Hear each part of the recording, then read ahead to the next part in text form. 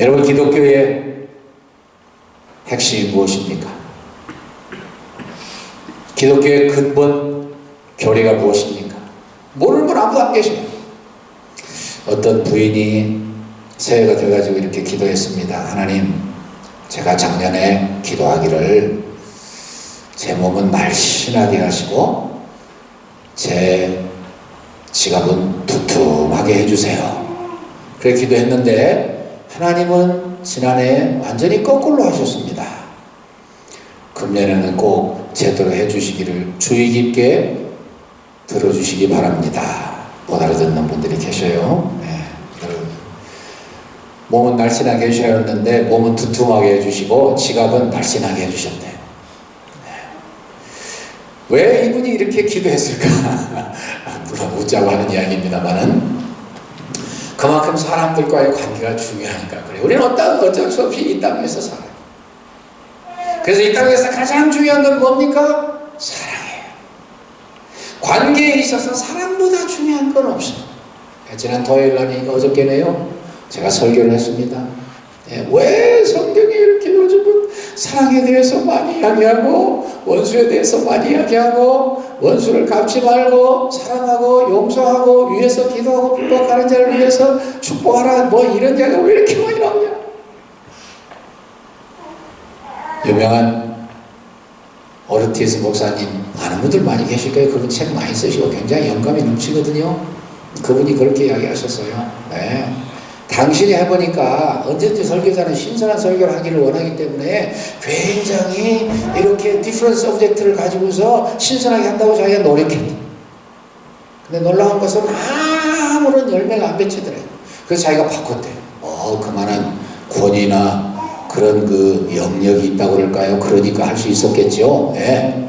바꿔서 1년에 4가지만 가지고 설교할 수 있다. 4가지만. 그러니까 한 서브젝트를 가지고 3개월 설교하셔요. 지겨워서 어떻게 설교했느냐. 근데 이분이 말씀하시기를 똑같은 이야기를 가지고 하고 성도들의 생활이 변하는가를 관찰했대요. 그래서 변하지 않으면 또 하고 또 하고 또 하고 또 하고 또 하고 또 하고. 저는 그렇게 할 수 없어요. 그냥 참고하시라 그 말이에요. 이해가 가요. 설교는 뭐 하라는 거야? 설교를 뭐하러 해 도대체? 설교는 자신에게부터 설교해야 되지만 내 생활이 변하게 되기 위해서 하나님이 여러분들이 저 다 잘 알아요. 하나님이 얼마나 위대하신 분이고 얼마나 사랑이 많은 분이시고 우리 위해서 어떤 사랑과 희생을 치르셨는가 모르는 분 아무도 안 계셔요. 그런데 그것을 알고 듣고 깨닫게까지 되는 것은 많은 분들이 하시는 거예요. 그래 맞아 그래야 돼. 근데 왜 이렇게 안 되는지 모르겠어. 여러분들 그러시는 저도 마찬가지죠. 그래서 다시 주님의 말씀에 귀를 기울이지 않을 수 없어요. 우선 알아야죠. 알아야 면장한다고 알아야 크리스찬 면장을 하죠. 예수님 이 땅에 오셔서 사람들이 아마 그때 당시 하나님을 제일 잘 섬긴다고 했던 노력가들이었던 것 같아요. 그분들이 겉으로 했다고 야단 맞았지만 그렇게 하기 힘든 것 같아요. 늘 말씀하지만. 그 바리새인들. 근데 예수님이 보니까 이 사람들이 그렇게 시작한 건 좋았을지 몰라도 그들도 지나가다 보니까 형식주의에 빠졌어요. 그들도 지나가다 보니까 육신의 욕심을 이기지 못했어요. 그래가지고 다 뒤틀어놨어요. 그래서 말씀을 주신 하나님이신 예수님이 오셔가지고 그걸 고치셨습니다. 아니야. 하나님의 사람들, 하나님의 백성들, 천국 백성들은 그들의 복이 이런 거야. 진짜 복은 심령이 가난하고 애통하고 온유하고 의에 줄이고 목마르고 마음이 청결하고 화평하고 온유하고 그리고 의를 위해 핍박을 받는 거야. 알았지? 그런데 말이야 너희들 옛사람들이 이렇게 설명한 거 들었지? 그런데 그거 아니야. 옛사람이 말한 거야. 살인치 말라. 살인하는 자는 심판받으리라 그랬는데 사실은 미워하는 것 그 자체가 살인이야. 예수님은 우리의 가슴 속에 와 닿게 설명하셨습니다. 살인의 시초를 싹을 잘라주셨습니다. 그럼 살인의 최초를 잘라주셨으니까 그걸로 끝나냐? 그게 아니라 안 하려고, 미워 안 하려고 하는 마음을 비우는 것도 중요하지만 거기다가 하나님의 사람을 풍성히 채워서 다시는 그런 생각이 나오지 않도록 간음하지 말라, 헛냄새 하지 말라, 또 내 이웃을 사랑하고 내 원수 미워하라고 해서가 아니다 가르쳐 주셨어요. 그래서 6장에 넘어오면서 이제는 5장은 그래도 아직도 마음의 문제를 다루셨다고 생각한다면 6장에 와서는 구체적인 삶의 현장을 다시금 타치하고 계십니다. 경건하고 하나님의 말씀대로 산다고 하는 하나님의 백성들은 크게 세 가지 특징을 가지고 있었습니다. 그건 뭐냐면 구제하고 기도하고 그리고 금식하는 거였어요. 예수님의 눈으로 보실 때에 한다고 노력하는데 그것도 이 사람들 보니까 다 엉터리다. 이 사람들 이렇게 하면 안 돼. 이렇게 하는 거 놔두면 안 돼. 그래서 이 세 가지 하나님 잘 섬긴다고 하는, 경건하다고 하는 그러한 신령한 사람들의 하는 일을 통틀어서 교훈하시기 전에 1절 말씀을 이렇게 하고 있습니다. 사람에게 보이려고 너희 의를 행치 않도록 주의하라. 그렇지 않으면 하늘에 계신 너희 아버지께 상을 얻지 못할 것이다. 첫 번째 대지가 나왔네요. 예, 사람들 앞에서 폼 잡지 말래요. 사람들 앞에서 행하지 말래요. 사람들에서 앞에서 하는 것은 하나님 앞에서 해서 중심이 통하고 내 진심을 알고 삶의 동기를 아시는 그분 앞에서 하면 자연히 사람들이 알고 감동받고 그들도 변화해서 축복받는다 그런 이야기예요. 여러분들 저나 여러분들이나 그러기를 얼마나 원합니까? 그런데 그것이 그렇게 잘 되면 얼마나 좋겠습니까? 그래서 계속 이렇게 말씀합니다. 너희들이 말이야 구제할 때에 사람들에게 영광을 받으려고 사람들이 하는 것처럼 회당과 거리에서 나팔 불지 말아라, 나팔 불지 말아라. 가만히 생각하니까 우리보다 더 심했던 것 같죠? 나팔까지 불었대요. 그분들이 이렇게 변명합니다. 나팔을 불어서 도움이 필요한 사람들이 많이 와야 많이 구제하죠. 근데 그 중심에는 중심을 하나님이 아시니까 그게 문제가 되고 또 반대로 표현하면 쉬워요. 하나님 앞에서만 제대로 살면 되니까요. 저는 제가 참 좋아하는 그런 식기가 하나 있습니다. 여러분들도 다 배우신 것으로 믿어지는데요. 옥에 흙이 묻어서 길가에 버렸으니 오느니 가느니 다 흙이라고 하는 거야. 하는 거야. 옛날식으로 표현해야 되니까 하는 거야. 두어라 알리 있을 띠니 흙인 듯이 있거라. 김천택 씨가 지으신 시입니다. 참 멋있어요. 옥에 흙이 묻어 길가에 버렸으니 오느니 가느니 다 흙이라고 하는 거야. 두어라 알리 있을 띠니 흙인 듯이 있거라. 무슨 이야기예요? 그분들도요 자연섭리 속에서 저는 뭐 잘 모르겠어요. 옛날에 뭐 경교가 신라까지 왔다니까 예수님 복음이 그때도 어른들 사이에 소개됐는지 안 됐는지 그건 확신할 수 없지만 하여튼 그거 아니라도 하나님의 자연은총에 의해서 하나님이 어떻게 이 세상을 다스리고 하나님이 어떻게 이 세상을 주관하시고 이끌어가시는 걸 다 알았던 것 같아요. 그러니까 옥에 흙이 묻어가지고 길가에 버리니까 사람들이 다 옥이 아니고 흙이라고 한다. 그런데 두라 이거예요. 알아주는 사람이 있을 때가 있을 거라는 거예요. 하나님이 첫째로 아시죠. 똑같은 원리를 우리 선조들이 노래했던 것처럼 우리 생활에 노래하면서 적용했으면 좋겠어요. 사람들이 우리를 오해하고 잘 몰라도 너무 걱정하지 말아라. 근심하지 말아라. 하나님이 아시면 되는 거야. 하나님이 아시면 되는 거야. 하나님은 모르시는 게 없어. 내 마음의 동기부터 다 아셔. 그러니 얼마나 한편 생각하면 쉽습니까? 어려움이 있다면 내가 하나님께는 인정받을 수 있을지 몰라도 사람들이 오해하고 우리를 무시하고 깔고 바보라고 그러니까 속상해. 어떤 신랑이 지금 우리 민수군하고 성은 양 이제 결혼하시는데 뭐 사람 사는 데는 언제나 그런 일이 있죠. 어떤 총각이 처녀와 사랑을 나눴습니다. 예, 정말 열정적으로 사랑했습니다. 이 총각의 마음속에는 정말 내가 정성을 다해서 이제 사랑이 무르익어 가는구나, 이제는 열매를 맺어야지. 그러고서는 시간을 약속하고 이제 반지를 준비해가지고 막 그 처녀에게 갔습니다. 얼마나 사랑하는지 막 가슴이 뛰고요. 그리고 막 걸음을 도대체 천천히 갈 수가 없어요. 그래서 걸음을 막 빨리 해서 막 가다 보니까, 흥분한 상태에서 기뻐서 막 가다 보니까 막 다름질하게 됐어요.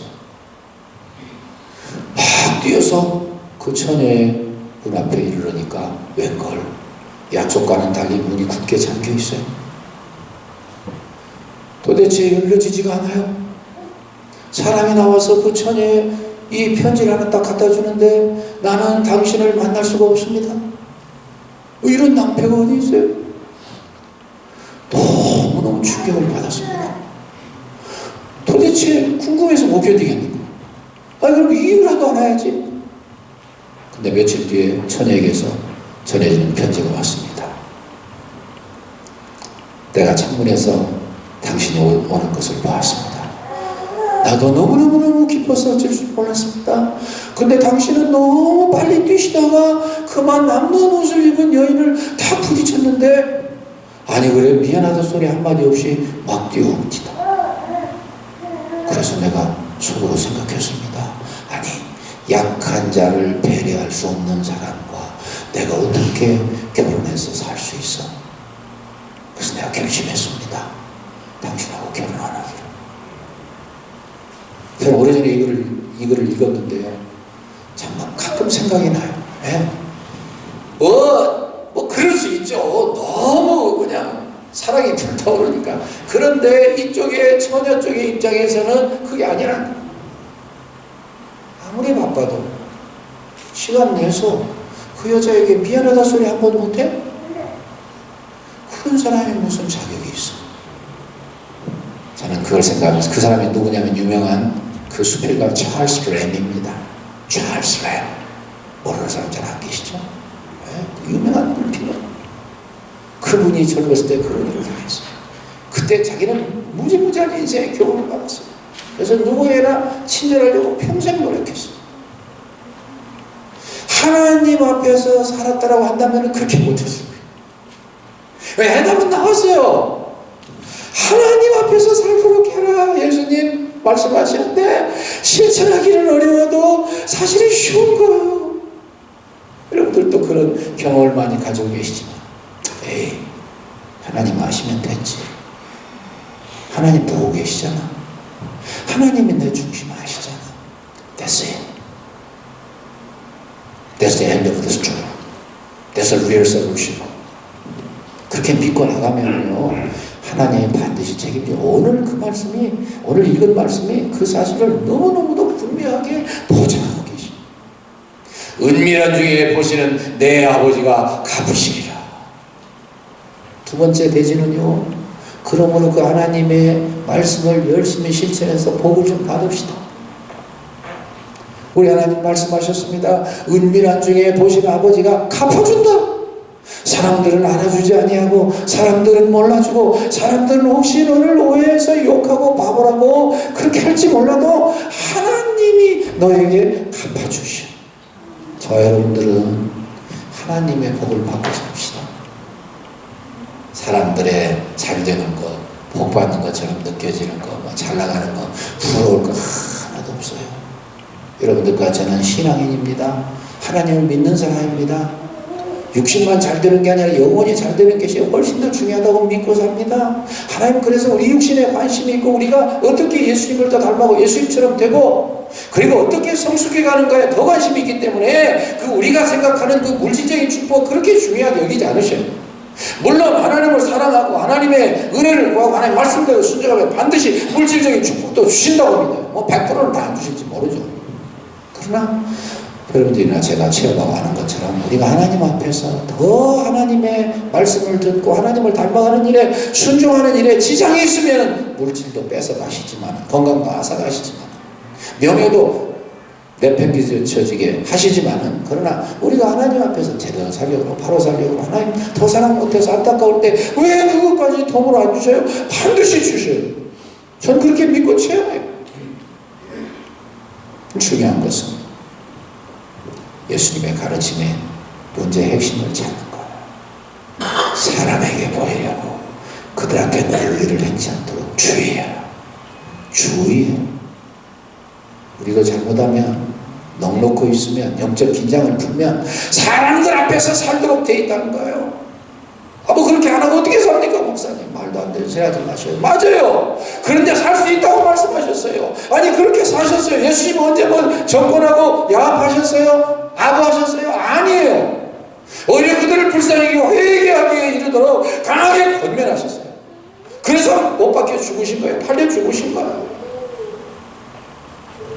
사람들에게 잘 보이고 사람들하고 적당하게 살고, 이 땅에 그저 돈 많고 건강하고 권력 많고 자식들 잘 되고 한번 이 땅에서 남들에게 남부럽지 않게 멋지게 살아보자, 거기에 관심 쓰면은 하늘나라와 관계가 없게 된다 그 말이에요.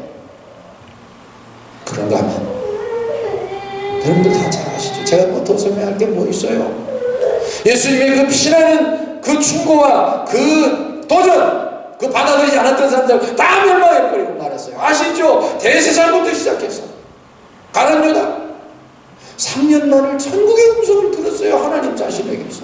근데 어떻게 그게 그렇게 열매가 안 맺혀져요? 그것도 불가사의래요. That's so mysterious. But that's a real fact to let us know that it is still possible. 여러분들이나 저는 그런 생각 가지고 조심하잖아요. 빌라도 폼나고 권력이 있었죠. 헤로다 다 못됐어요. 저는 여러분들과 제가 참 복 많이 받은 하나님의 사람들이라고 믿어요. 왜요? 이 미국이 보통 땅이 아닙니다. 한국도 마찬가지입니다. 저는 역사를 참 좋아하고, 그래서 역사적인 사실 여러분들과 가끔 나눕니다. 여러분들도 마찬가지시죠? 역사적인 사실처럼 성경 다음으로 진실한 것도 잘 없습니다, 여러분. 하나님께서 우리 한국에 6.25 사변 때도 그랬지만 그냥 놔두셨으면요 세상에서 제일 못 사는 저 아래 나라에 아직도 그냥 있었을 거예요. 그런데 하나님이 선교사님들을 보내시고 말씀을 듣게 하시고 예수 믿게 하시고 말씀대로 실천하게 하시고 하나님 기적을 막 베풀어 주셨는데, 지난번 제가 소개했던 김익두 목사님이요, 한 번은 대구 제1교회 가셔가지고서 부흥회를 하셨어요. 당신 이야기 하셨겠죠. 제가 지난번 이야기 했지 않습니까? 얼마나 못해서 기골이 장대하고 힘이 있고, 그러니까 그냥 예수 믿기 전이니까 맨날 사람들 두드려 패고 얼마나 괴롭혔어요.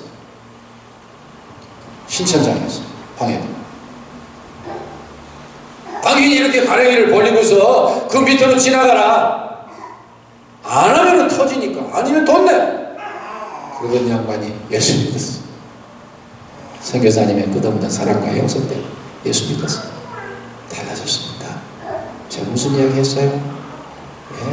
쭉 이렇게 올라가 막 차가운 물바가지 확 끼어드는데도 아무렇지도 않게 너 옛 김익두가 죽은 거 다행이라고 생각해. 그 양반이 또 대구에 오셨어요. 대구 제1교회 오셔가지고서 부흥회를, 당신의 체험이 있으니까 뭐 막 불처럼 뜨거우셨다고 그러더라고요. 그런 분들이 한국교회를 새롭게 만드셨죠. 근데 이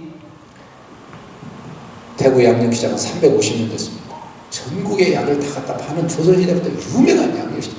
근데 거기서 약을 파는 게 아니라 땅바닥에 풀 끓여, 풀 뭔지 아시죠? 밀가루로 풀 끓여가지고 풀 팔던 풀장수였어요. 무슨 돈이 있고 뭐가 인생의 의미가 있고 존경받았겠어요. 그러니까 맨날 한 푼만 생기면 술 마시고 가서 그냥 욕설을 하고 술주정을 하고 그 참 억울한 아내 내려 두드러 패고.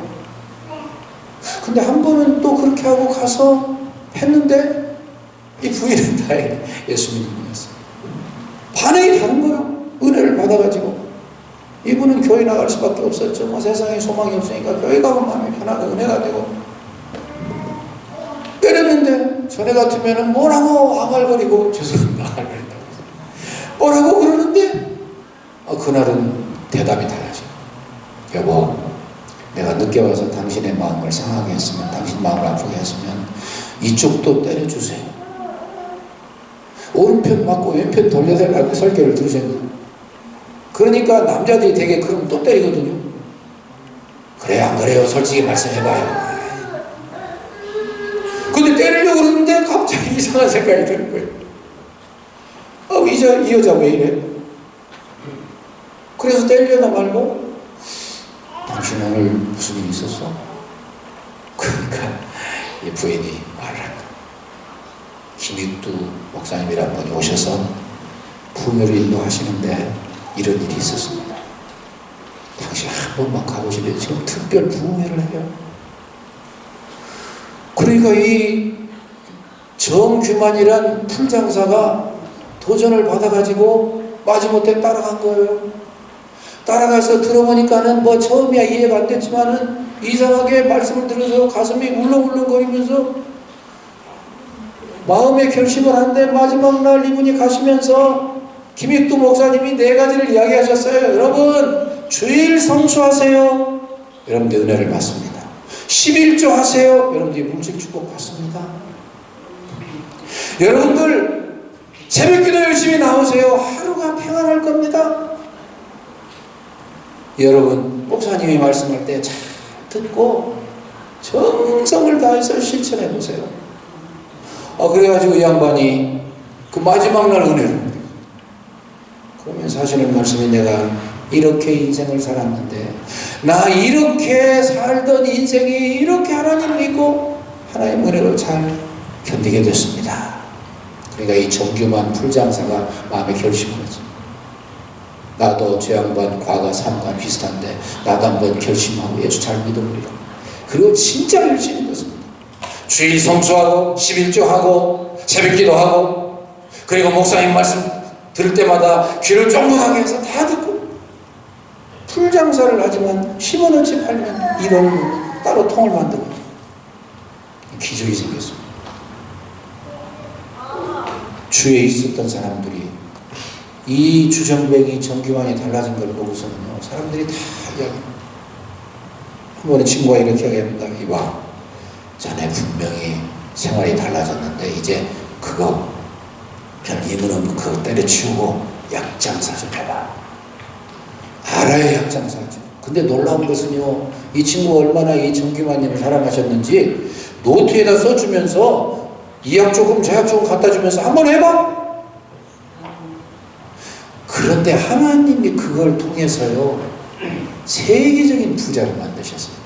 다음에 기회 되면 자세히 이야기할게요. 쉽게 표현하면은 이분